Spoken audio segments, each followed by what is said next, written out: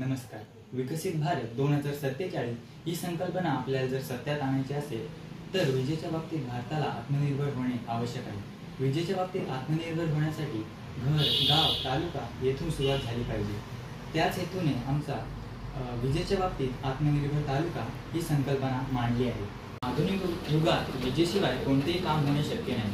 हीच वीज निर्माण करणे व तिची वाहतूक करणे हे खूप खर्चिक आहे. अंतर वाढल्यामुळे जवळपास 17% व वितरणामध्ये 30% वीज वाया जाते. हीच वीज अणुभट्टी, कोळसा यांद्वारे तयार केली गेली असेल तर प्रदूषणही होते. तसेच वीज निर्मिती केंद्रात बिघाड झाला किंवा विजेच्या तारा, भूकंप, सुनामी, चक्रीवादळ यासारख्या नैसर्गिक आपत्तींमुळे तुटल्या तर खूप मोठ्या क्षेत्राची वीज खंडित होते. विद्युत क्षेत्रात आत्मनिर्भर तालुका ही संकल्पना आपण या चित्राद्वारे समजून घेऊया. भारत सरकारने वीज निर्मितीसाठी सौर ऊर्जेला प्राधान्य दिलेलेच आहे. त्यामुळे आपण गावातील प्रत्येक घरावर किंवा तालुक्यातील प्रत्येक घरावर सौर ऊर्जा पॅनल्स म्हणजे सोलर पॅनल्स बसवून घेऊया. मग त्यामुळे प्रत्येक घराची किंवा प्रत्येक गावाची किंवा तालुक्याची दिवसाची आपली वैयक्तिक गरज या सौर ऊर्जेमुळे भागवली जाईल. आपण जर कोकण किनारपट्टीचा विचार केला तर ठिकठिकाणी खाड्या किंवा समुद्र आढळतात. त्यालगतच काही डोंगराळ भागही आढळतो. या डोंगराळ भागात जर आपण छोटे धरण बांधले व त्या धरणाद्वारे वीज निर्मिती केली तर ते खूप उपयुक्त ठरेल. ते कसे ते आपण जाणून घेऊया. समजा डोंगराळ भागात जर आपण एक छोटे धरण बांधले तर पावसाळ्यात त्या धरणामध्ये पाणी असेलच व त्या पाण्याद्वारे वीज निर्मितीही होईलच. परंतु इतर ऋतूंमध्ये जेव्हा पाणी कमी असेल तेव्हा काय करावे, तर डोंगराजवळ बांधलेल्या छोट्या धरणाच्या जवळच खाडी किंवा समुद्र असेलच. या समुद्रातील पाणी आपण पाण्याच्या पंपाद्वारे पाईपांचा वापर करून सोलार पॅनलच्या सौर ऊर्जेच्या मदतीने हे पाणी आपण पुन्हा धरणामध्ये भरू शकतो. सोलार पॅनलच्या मदतीनेच म्हणजे सौर ऊर्जेद्वारे आपण समुद्रातील किंवा खाडीतील पाण्याची पुनर्भरणी धरणामध्ये करूच.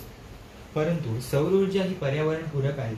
ही ऊर्जा केवळ आपण दिवसा वापरू शकतो. परंतु ही ऊर्जा साठवून ठेवणे हे अतिशय खर्चिक आहे.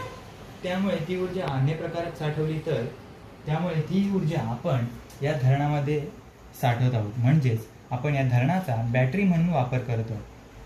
अशा प्रकारे आपण दिवसा सौर ऊर्जेद्वारे धरणामध्ये पाण्याची पुनर्भरणी करू व पाण्याचा बॅटरीसारखाच म्हणजे रात्री वीज निर्मितीसाठी वापर करू शकतो.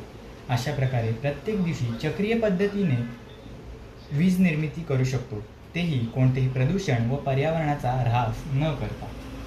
पाण्याद्वारे निर्माण झालेली ही वीज आपण जलविद्युत केंद्राद्वारे संपूर्ण गावाला विजेच्या तारांद्वारे पोहोचवू शकतो.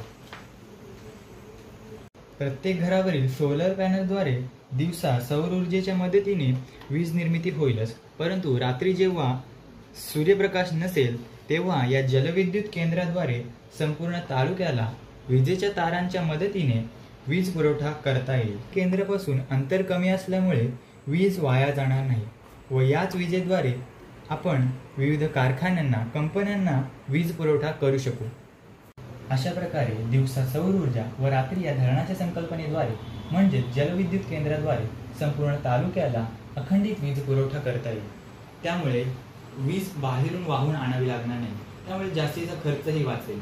तसेच ही संकल्पना पर्यावरणपूरक असल्यामुळे कोणतेही प्रदूषण होणार नाही. त्याचबरोबर पर्यावरणाचा ऱ्हासही होणार नाही आणि विजेची गरजही पूर्ण होईल. जेव्हा पावसाळ्यात ढगाळ वातावरण असेल, सूर्यप्रकाश कमी असेल तेव्हा पावसाच्या पाण्याद्वारे वीज निर्मिती होईलच. अशा प्रकारे प्रत्येक घर, गाव, तालुका आपली स्वतःची वीज निर्माण करेल आणि यातूनच आत्मनिर्भर भारत ही संकल्पना पूर्ण करेल. धन्यवाद.